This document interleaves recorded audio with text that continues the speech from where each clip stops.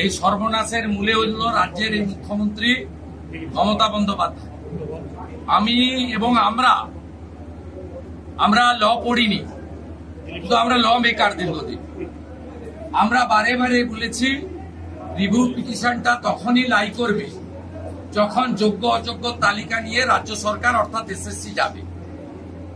উনি প্রথম থেকে ওএমআর ট্যাম্পারিং, র্যাঙ্ক জাম্পিং, সাদা খাতা, টাকা নিয়ে এবং ওদের দলের নেতাদের আত্মীয় স্বজনকে বাঁচাতে চেয়েছেন, যা অভিজিৎ গাঙ্গুলি মহোদয়ের অর্ডারে 22 সালে মেনে নিলে আজকে এই 26,000-এর সর্বনাশ হতো না, ওটা 5-6,000-এ রয়েছে।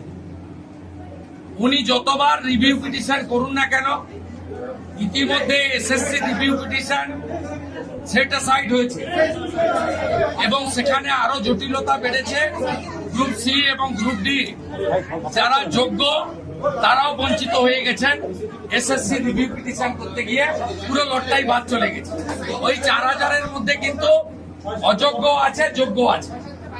এটা একটা সর্বনাশ করেছেন। আবার দ্বিতীয় হচ্ছে সিম্পল রিভিউ পিটিশনে কিচ্ছু হবে না। বারে বারে সুপ্রিম কোর্টে যারা যাচ্ছেন, ইন্ডিভিজুয়াল বা অ্যাগ্রিড পার্সন যেই যাচ্ছেন, সুপ্রিম কোর্ট বলছে অযোগ্য মানে অযোগ্য, আপনাদের পরীক্ষায় বসতে দেওয়া হবে না।